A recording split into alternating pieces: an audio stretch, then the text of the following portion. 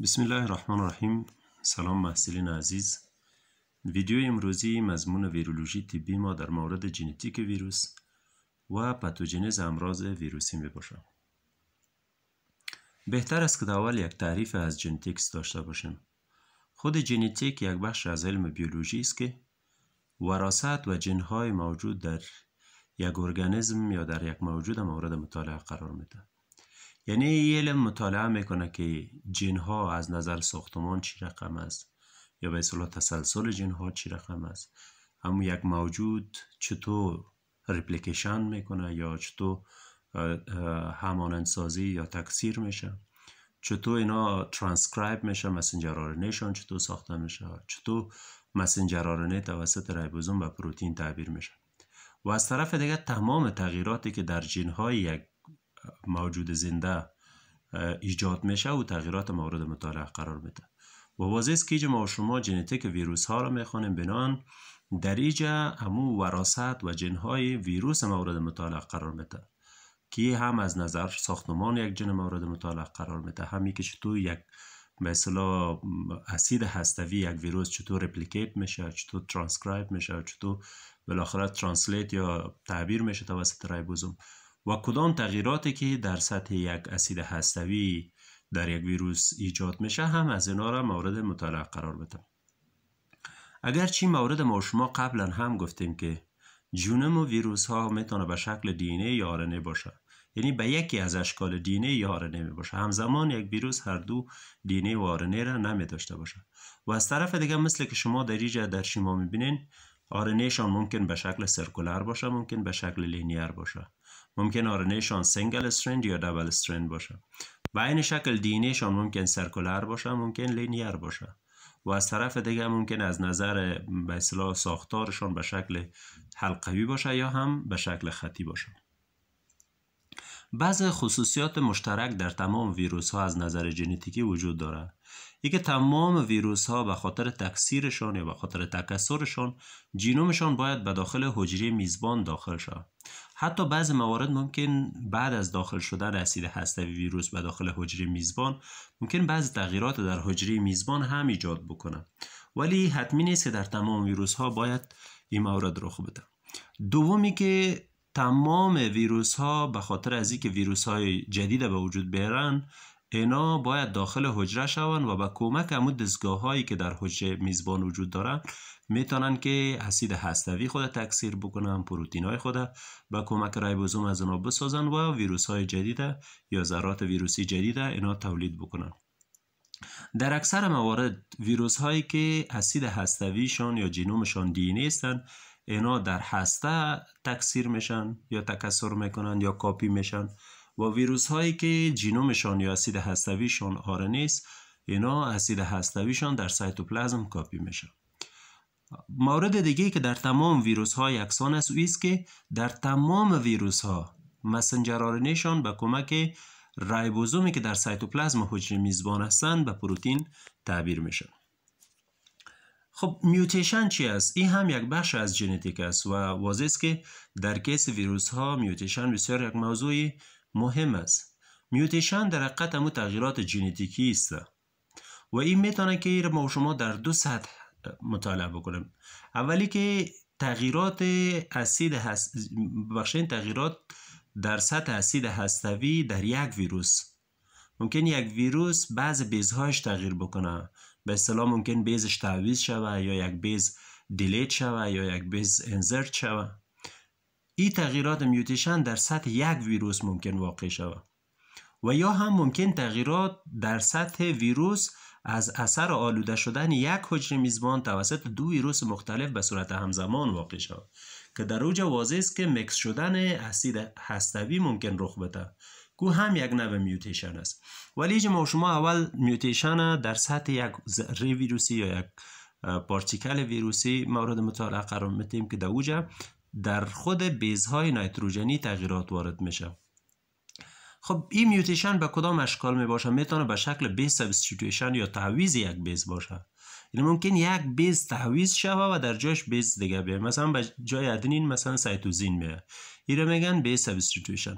دیگه بیزها به اون ترتیب خود باقی میمونه که حتی پیامد از این هم شما شاید بدانید که در صورتی که یک بیس تعویض میشه ممکن که سایلنت میوتیشن رخ بده، ممکن نانسنس میوتیشن رخ بده، ممکن میسنس میوتیشن رخ بده. یعنی ممکن این تعویض بیس ممکن تغییری که به وجود آورده ممکن هیچ اصلا قابل حس نباشه، سایلنت باشه.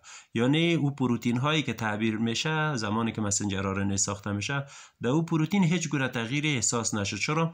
همون کدونی که به وجود میه به اصطلاح با وجوده که تغییر خورده، ولی کدون قبلی با کدون تغییر خورده فعلی هر دوشان چون یک امینو اسید کد میکنن، به او خاطر پروتینی که ساخته میشه هیچ تفاوت در او دیده نمیشه. کی را به نام سایلنت میوتیشن یاد میکنن. یا حالت دیگه میوتیشن که از اثر تعویض به وجود میه به نام میسنس میوتیشن یاد میشه. میسنس میوتیشن به این معنی که در اینجا دیگه پروتین تغییر نمیکنه، فقط یک امینو اسیدشون به اصطلاح تبدیل میشه یا تغییر یافته میباشه. به اصطلاح فرض بکنین که یک جنس 100 امینو اسید کد میکنه، یک پروتین رو میسازه که از 100 امینو اسید ساخته شده. در جایی که بیس تعویض شده، همو بیس نیتروژنی تعویض شده، فقط همو کدون امینو اسیدش چی میکنه؟ تغییر میکنه. کی رو به نام میسنس میوتیشن یاد میکنه. حالت دیگه به نام نانسنس میوتیشن یاد میشه که از اثر تعویض بیس به وجود میاد. در این حالت چی میشه؟ همو کدون یک بیسش که تعویض شده، اون کدونی که قبلا امینو اسید کد میکرد حالی او به یک استاپ کدون تبدیل شده. بنابراین زمانی که توسط ریبوزوم این مسنجر آرنه تعبیر میشه، وقتی در اوج میرسه پروتین دیگه توقف میکنه. بنابراین یک پروتین ناکاره به وجود میاد که به نام نانسنس میوتیشن یاد میکنه. دیگه نوع میوتیشن از اثر دیلیشن یا انزرشن به وجود میاد. به چی معنا؟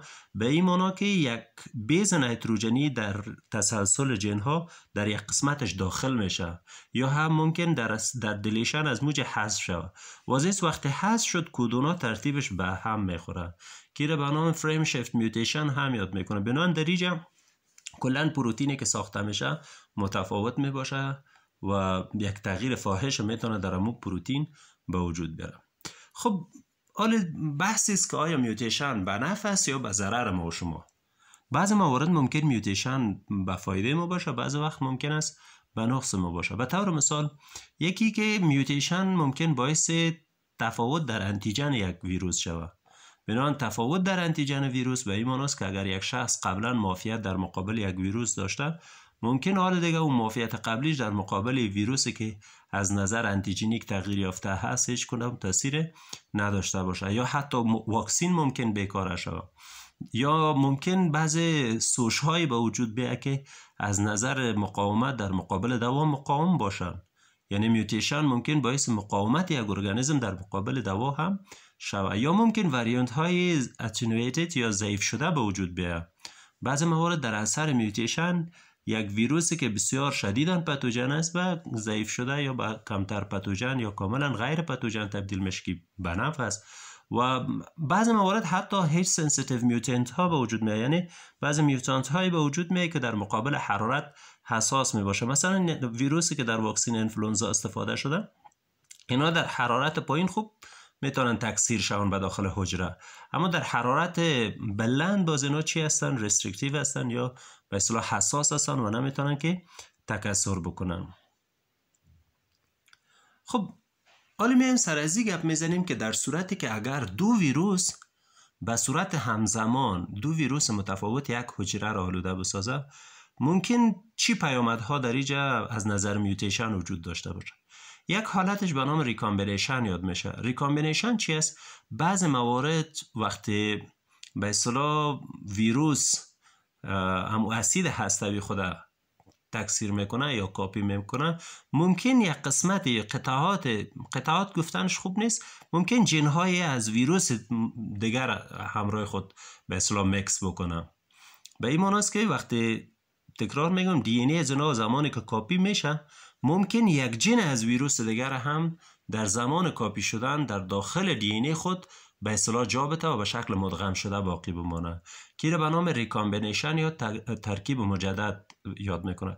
مثل که شما در قطار اول میبینین به طرف چپ اگر شما ویروس اولی رو ببینین، هم خود همو سپایک ها یا پروتین هایی که در انولوپشان وجود داره به رنگ نسبتاً سرخگونه نشان داده شده و هم اسید هستویشان. اما بعد از علامه جمع یا مثبت وقتی شما ویروس دیگر رو میبینین هم پروتئین های سطحیشان به رنگ سبز است و هم اسید هستویشان.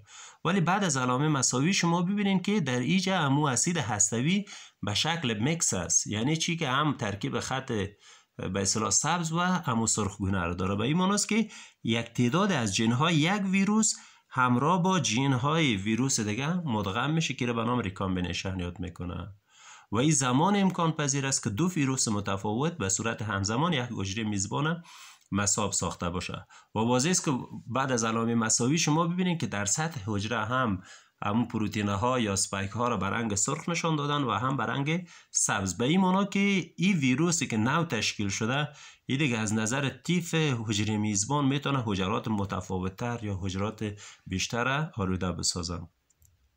حالت دومی به نام ری اسورتمنت یاد میشه. ری اسورتمنت چی را میگه؟ بعضی ویروس ها هست که ژنوم از اونها به شکل قطعات میباشه. مثلا ویروس انفلونزا. ویروس انفلونزا ژنومشان از 8 قطعه ساخته شده. بنان هرگاه دو ویروس متفاوت به صورت همزمان یک حجره را مساب میسازن، ممکن است در زمان اسمبلی این قطعات با یکی دیگه یک جا شوه یا میکس شوه یا بسته‌بندی از اینا یک حالت را به وجود بیاره که یک تعداد قطعات از یک ویروس و یک تعداد قطعات از ویروس دیگه باشه. بنان ویروسی که به وجود میاد در حقیقت قطعات از ژنوم هر دو ویروس هم داشته باشه. در ریکامبینیشن یک ژن در داخل دی ان ای مدغم شده، اما اینجا در حقیقت قطعه کامل از دو ویروس گرفته شده و یک ویروس جدید به وجود میاره. حالت سومی به نام کامپلمنتیشن یاد میشه. در بعضی از ویروس ها همین خاصیت وجود داره که اینا اسید هستویشون به تنهایی خود نمیتونن که اینا ویروس های جدید به وجود بیارن. بنابراین اینا به یک متمم خود ضرورت داره. به طور مثال اگر بگیم یک ویروس هست به نام هپاتیتس دی ویروس، این به تنهایی خود نان فانکشنال است و با کمک یک ویروس کمکی و عبارت از هپاتیتس بی میتونن که اینا تکثیر بکنن و ویروس های دیگر به وجود بیارن.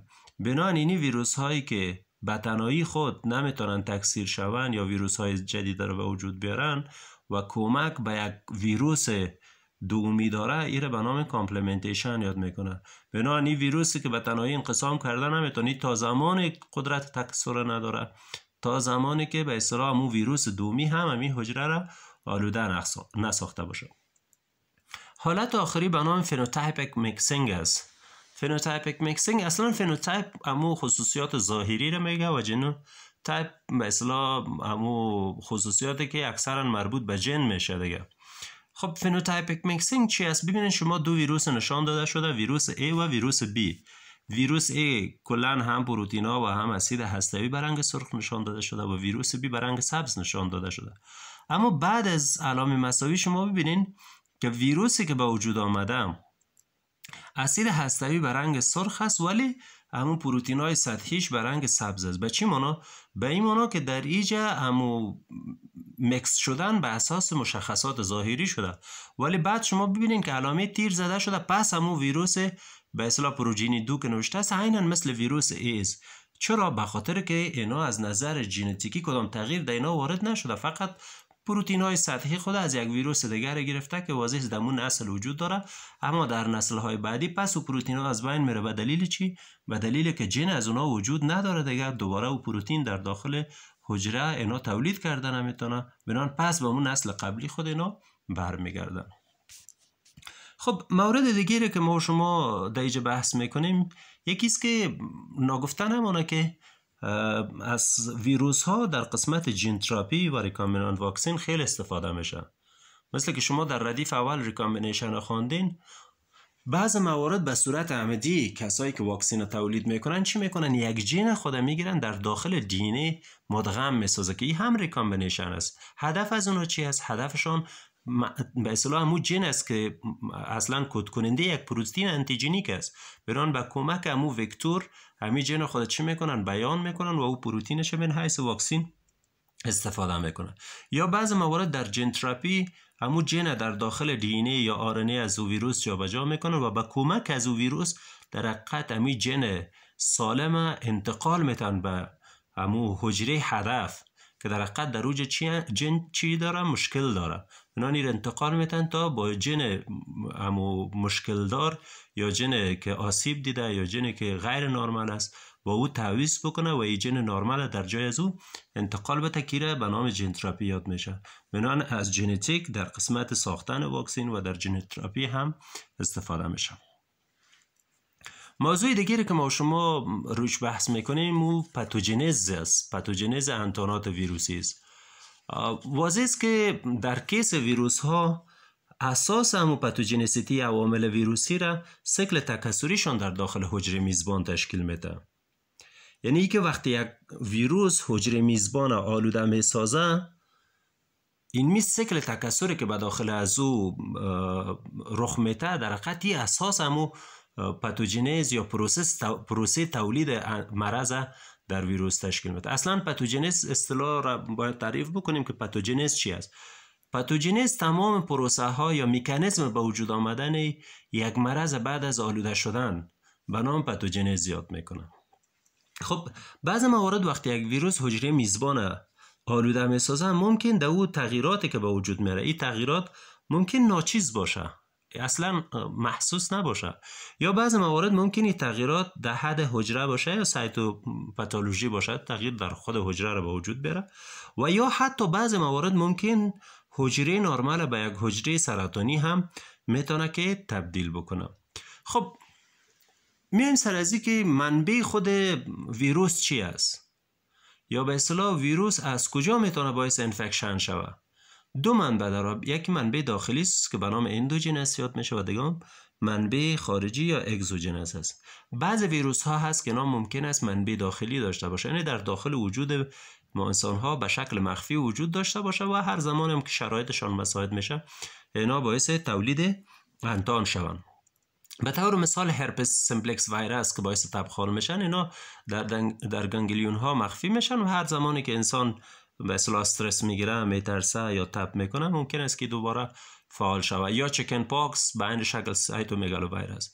دو منبع اگزوژنس است. اگزوژنس به این معنی که اینا منبع خارجی دارن یا منشأ خارجی دارن، به این معنی است که ما و شما اینا را از بیرون کسب میکنیم.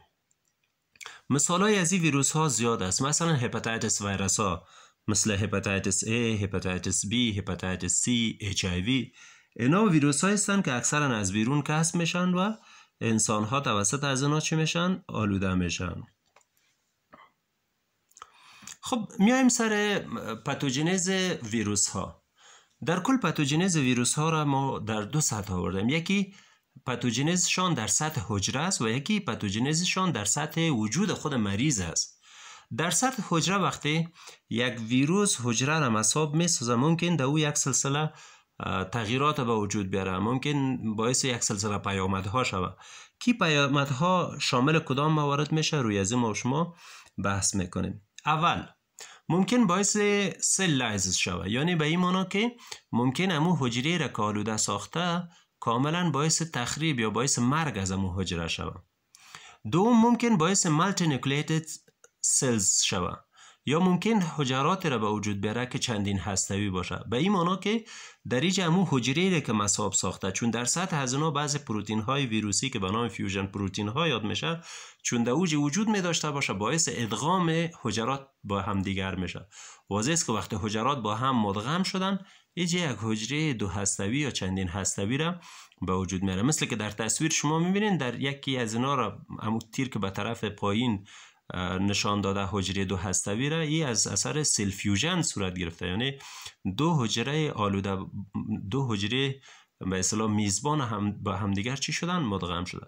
بنابراین وقتی یک حجره توسط ویروس آلوده میشه ممکن است باعث لیز از ویروس، نظر به ویروس فرق میکنه، یا ممکن باعث مالتی نیوکلیتد جوین سل ها یا جوین سل های چندین هستوی را به وجود بیاره، یا بعض موارد ممکن است که باعث مالگننت سلز شود. و چه معنا؟ به این معنا که همون حجره را که آلوده ساخته او را از حالت نرمال به اصطلاح بکشه و به شکل یک حجره سرطانی تبدیل بکنه که را به نام ترانسفورمیشن، خود همین عملیه به نام ترانسفورمیشن یاد میشه.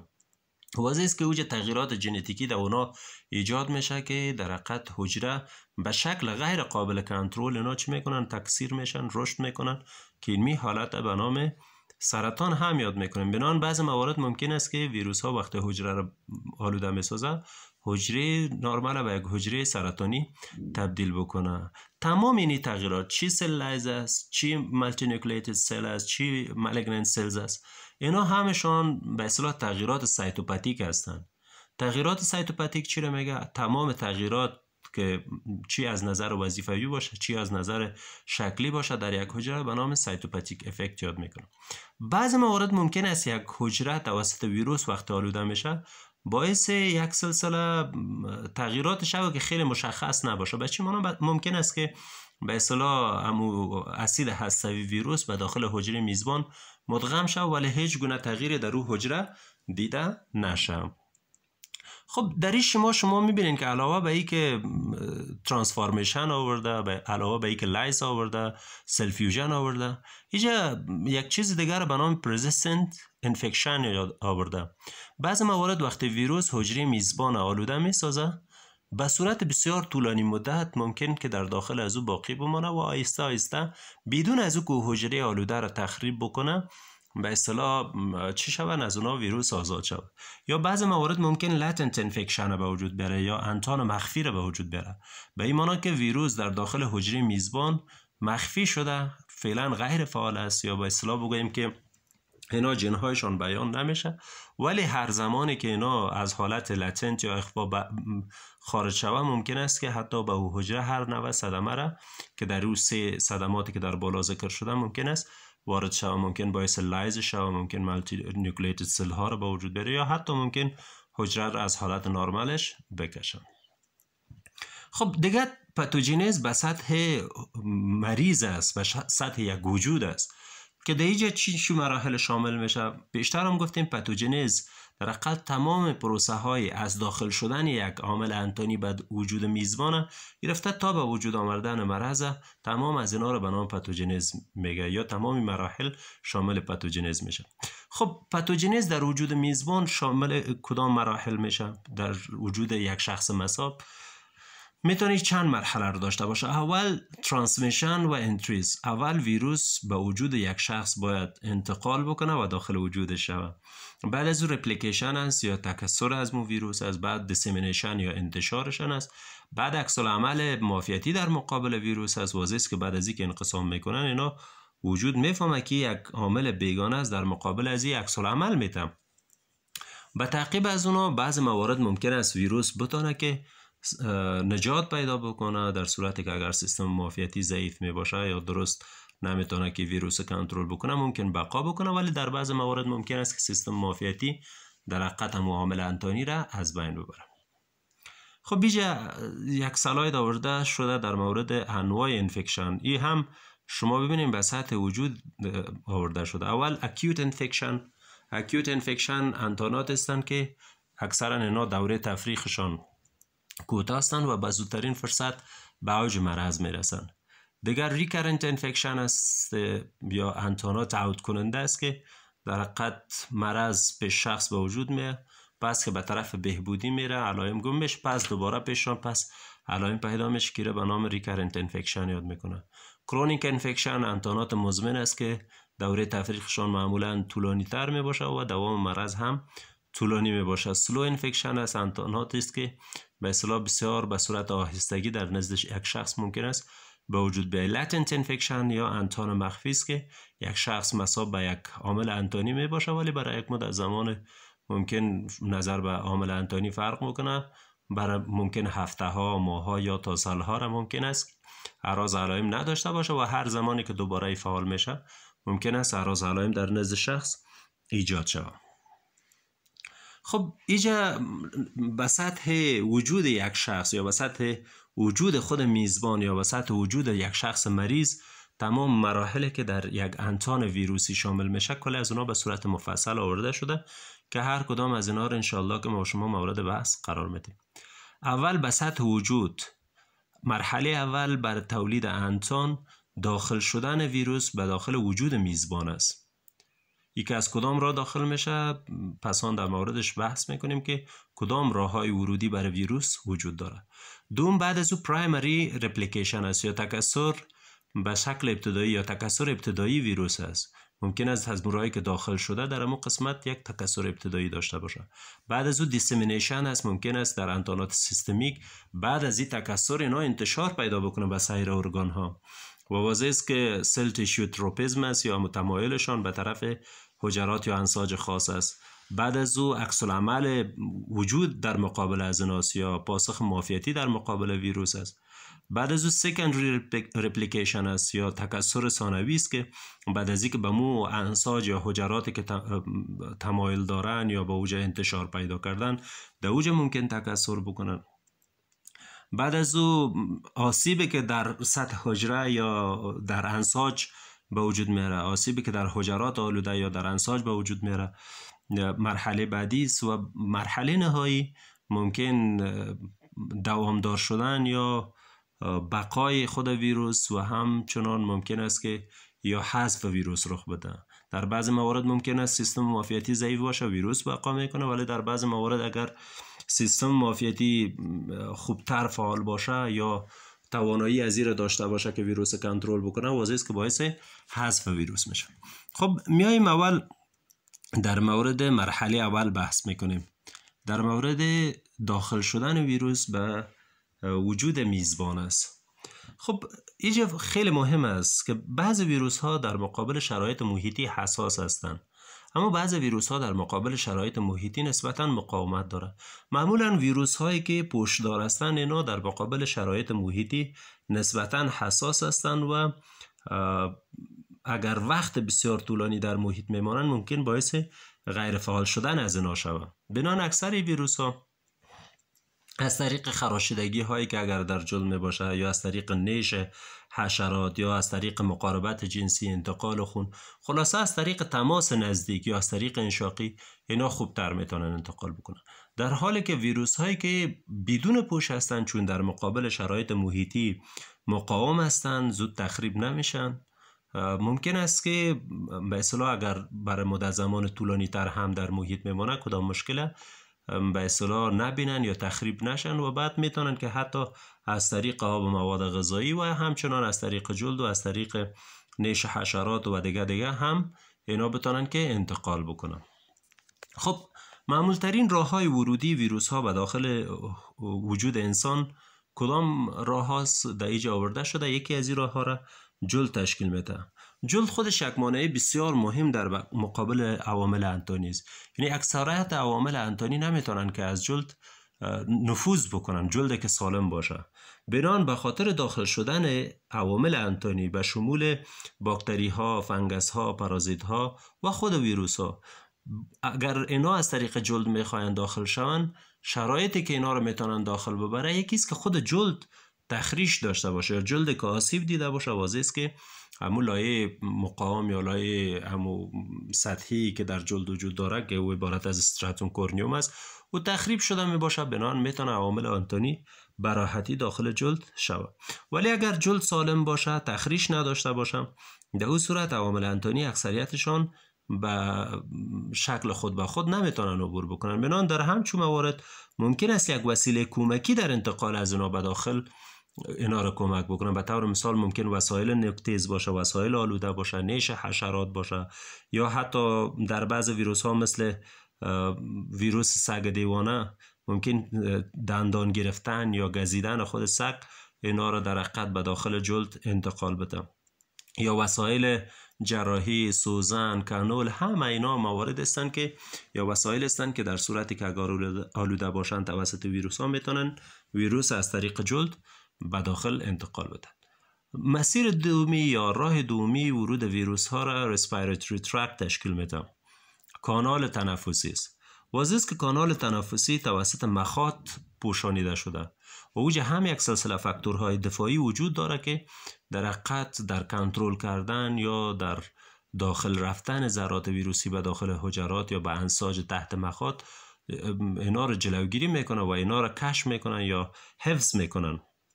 یکی از خود مخاط است. خود مخاط مثلا لزوج چسبناک است، بنابراین یک تعداد زیاد ویروس ها در اونا گیر میمانه و از طرف دیگه سلیاهایی که وجود داره در دفع از اینا از طریق سیستم تنفسی میتونن که اینا رو کمک بکنن. درجه پایین حرارت در سیستم تنفسی، از طرف دیگه حتی ایمیونوگلوبولین و شما میفهمین که ایمیونوگلوبولین یک در افرازات اکثرا در مخاطها وجود داره.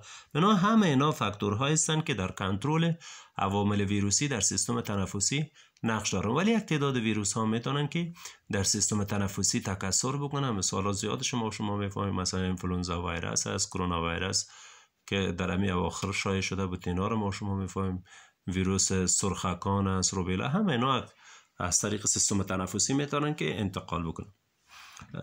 راه دیگه ورود ویروس ها را کانال میدی مائعی تشکیل میده و واضح است که کانال میدی مائعی هم نسبتا محفوظ تر است، به دلیل از اینکه در قسمت معده ما شما میفهمیم که اسید معده اکثریت ویروس ها را و اکثریت عوامل انتانی حتی باکتری ها را میتونه که به اصطلاح تخریب بکنه. ولی یک تعداد ویروس ها میتونه از طریق میدی مائعی انتقال بکنه، یعنی خلاصه از طریق فمی انتقال بکنه. به طور مثال ما شما انترو ویروس ها را داریم، مثال خوب از اینا را پولیو ویروس تشکیل میده که میتونه از طریق فمی انتقال بکنه، یا هپاتیتس ای ویروس، ویروسی است که از طریق فمی انتقال میکنه از طریق مواد غذایی آلوده.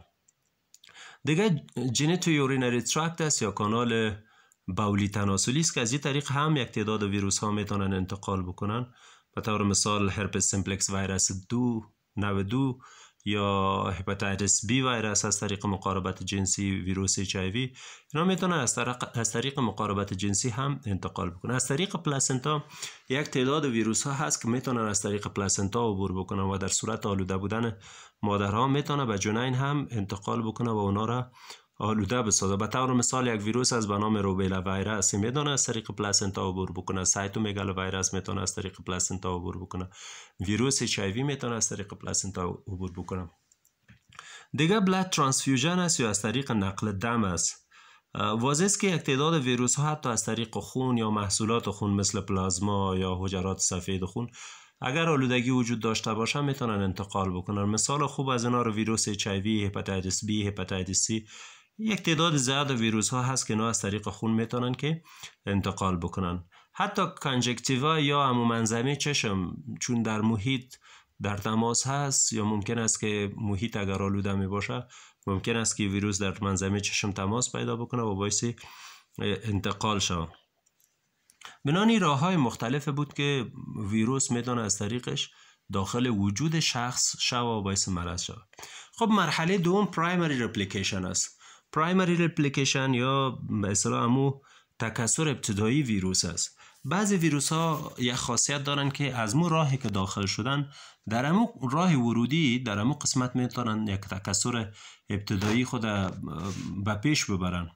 ولی یک تعداد ویروس های دیگه اینا از راهی که داخل میشن مهم نیست که از کدام طریق داخل شدن، تا زمانی که به حجراتی که به اصطلاح تمایل خاص دارن یا همون حجرات مشخصشان نرسن اینا تکثر کردن نمیتونن. به طور مثال شما ببینید رینو ویروس ها اکثرا در قسمت اپر ریسپیراتوری ترکت اینا انقسام اولی خود میکنن، یا شما اینجا ببینید روتا ویروس که از در اپیتلیوم حجرات امعایی انقسام میکنن، پاپیلوما ویروس در حجرات اپیدرم انقسام میکنه. بنابراین اگر رینو ویروس از طریق سیستم تنفسی داخل میشه همون محل ورودیش همون محل ابتدایی برای تکثر ابتداییش هم است، در حالی که هپاتیتس ویروس در هپاتوسایت ها همون تکثر اولی خود میکنه. بنابراین هپاتیتس ویروس ها مثلا هپاتیتس بی یا هپاتیتس سی فرض بکنید اگر از طریق یک وغزه مثلا یک کس دندان خود کشیده و سیلا آلوده بوده، از طریق همون بیره ها خون شده، داخل دوران خون شده، یا از طریق جلد وغزه شده یا خالکوبی شده، از هر طریق داخل شود، چون رپلیکیشن اولی یا تکثر اولی از اینا در حجرات هپاتوسیت صورت میگیره، بنابراین باید به هپاتوسایت ها برن تا رپلیکیشن اولی صورت بگیره. بنابراین بعد از اینکه ویروس داخل میشه مرحله دومی چی است؟ یک تکثر به شکل ابتدایی است که او در همون حجرات ممکن در راه ورودش در محل ورودش باشه یا هم دورتر از محل ورود باشه صورت میگیره. بعد از او چی میشه؟ دیسمینیشن رخ میده یا انتشار ویروس رخ میده. انتشار ویروس ها میتونه به دو شکل صورت بگیره یا از دو مسیر میتونه که رخ بگیره. یکیش از طریق سیستم عصبی است. بعض ویروس ها از طریق سیستم عصبی اینا انتشار پیدا میکنه و بعض ویروس ها از طریق دوران خون انتشار پیدا میکنه. به طور مثالی که شما ببینین از خون مثالش آورده، بعضی از ویروس هاست که به داخل پلازما یعنی خارج از حجرات ممکن است که انتشار پیدا بکنه و به حجرات دوردست یا به دیگه اعضا انتشار پیدا بکنن یا برسن. به طور مثال ویروس هایی که در پلازما انتشار پیدا میکنه و انترو ویروس است و توگا ویروس است. ویروس هایی که به کمک RBC انتشار میکنن به نام RB ویروس هاست. ویروس هایی که مثل هرپس سیمپلکس ویروس به کمک ترومبوسایت از طریق دوران خون به اعضای مختلف انتشار پیدا میکنه. سایتومگالو ویروس و اپستین بار ویروس به کمک لیمفوسایت ها و لینچی ویروس ها به کمک مونوسایت ها انتشار پیدا میکنن. بنان مرحله سوم عبارت از انتشار است که از طریق دوران خون یا از طریق سیستم عصبی یک ویروس بعد از اینکه انقسام اولی خود سپری کرد به انساج و حجرات دیگی انتشار پیدا میکنه. مرحله چهارم تمایل ویروس به انساج یا به حجرات است. اصلا خود تروپیسم چی رو میگه؟ میگه یک ویروس بتونه در داخل یک حجره یا در داخل انساج انقسام بکنه، میره تمایل میگه. یعنی در داخل همون حجره‌ای که ویروس میتونه تکثیر شوه به مو حجره اونا تمایل دارن و این تمایل توسط چی مشخص میشه؟ توسط آخذه خود حجره و مولکول سطحی اتصالی ویروس. بنان در صورتی که یک مولکول سطحی ویروس آخذهش در یک نسج باشه واضح است که تمایل به مو یک نسج داره، ولی اگر در انساج مختلفه در حجرات مختلفه باشه ویروس واضح است که به مو حجرات مختلفه چی میکنه؟ تمایل می داشته باشه، نظر به ای که مولکول سطحی ازی با مو آخذه مطابقت میکنن، بنان میتونن که همراه با مو حجرات چی بکنن؟ اتصال پیدا بکنن و در داخل از اونها شون و بعد از او واضح است که رپلیکیشن رخ میده. مرحله پنجم پاسخ معافیتی در مقابل ویروس است.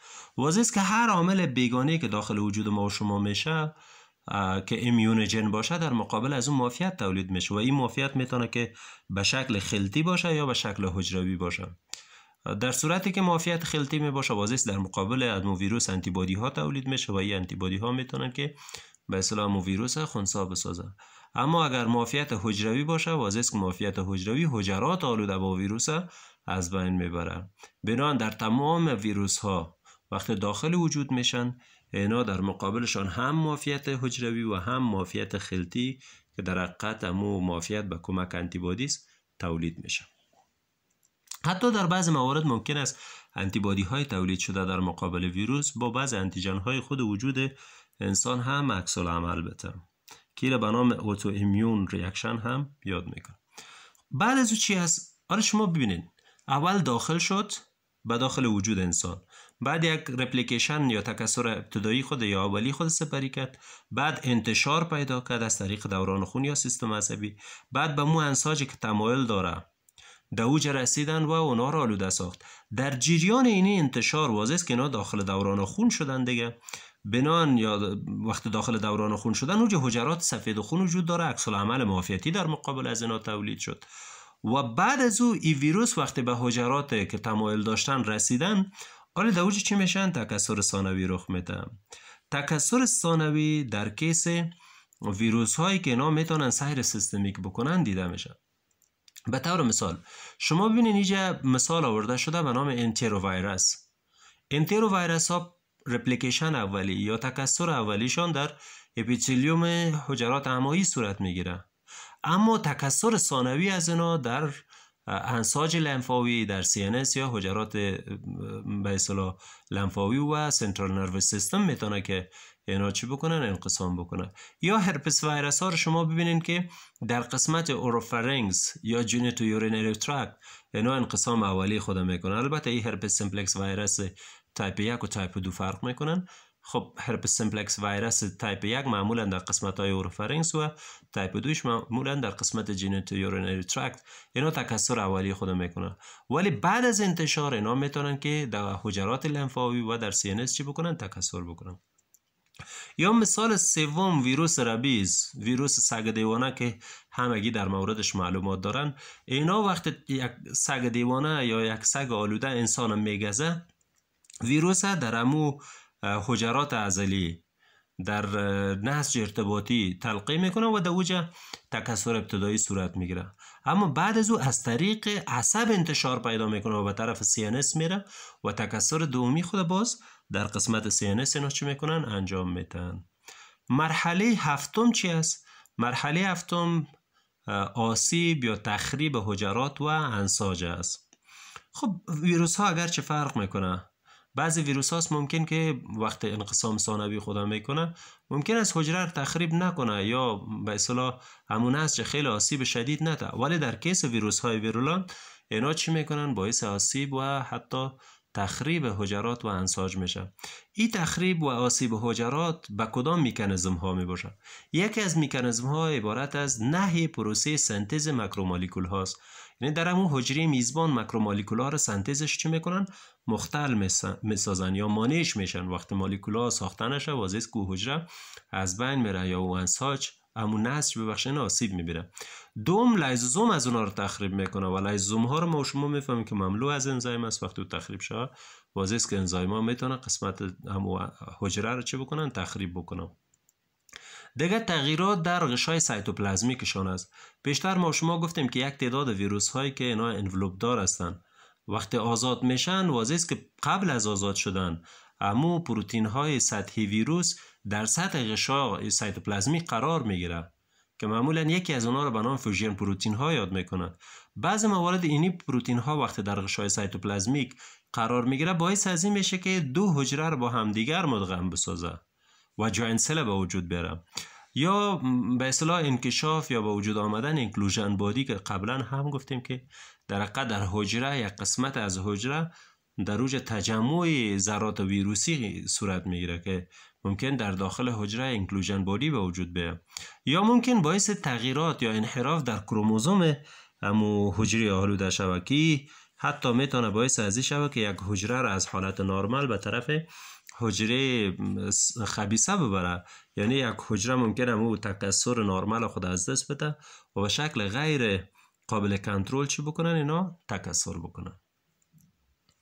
خب اینجا یک اصطلاح آمده، یک موضوع میاد به نام وایرال ایمیونوپاتولوژی یا امراض معافیتی ناشی از ویروس هاست.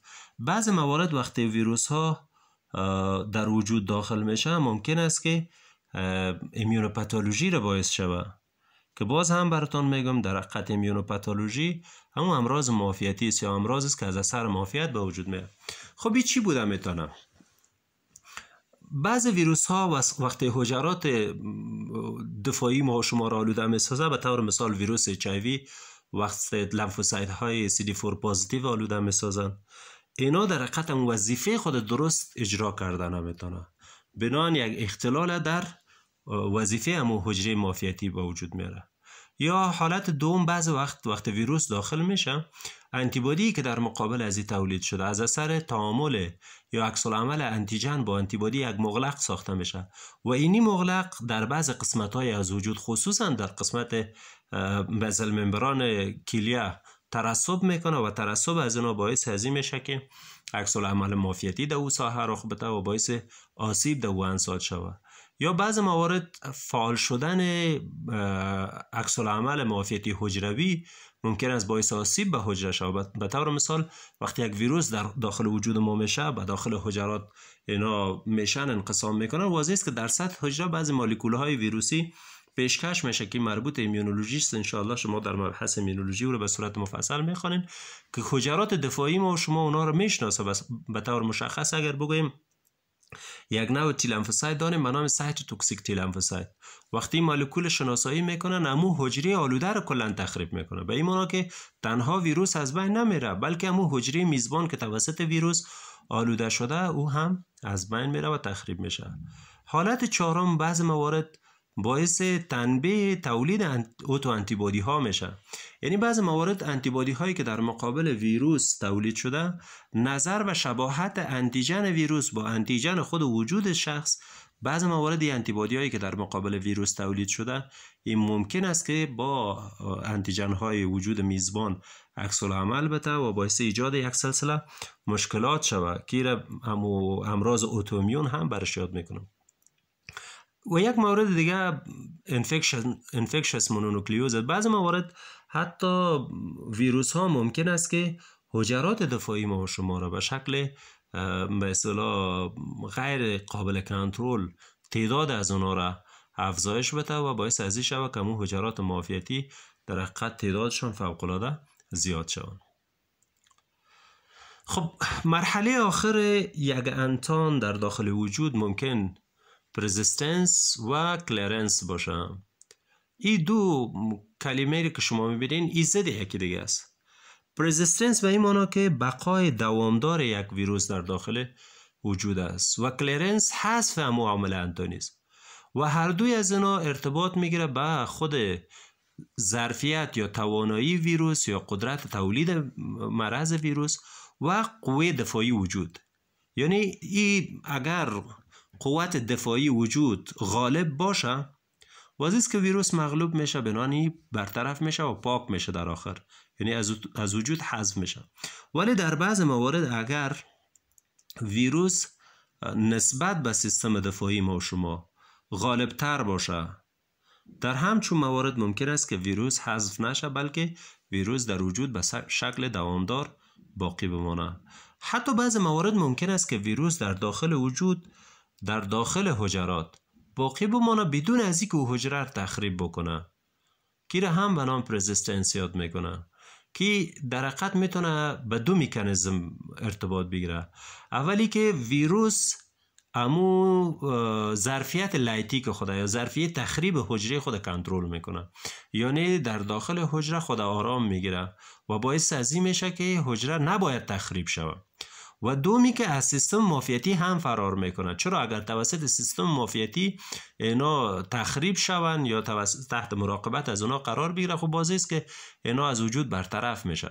بنان از یک طرف قدرت لایتیک خود کنترل میکنه به خاطر از اینکه نسبتا حالت مخفی باقی بمونه، و از طرف دیگه از سیستم معافیتی فرار میکنه تا توسط سیستم معافیتی هم تخریب نشه.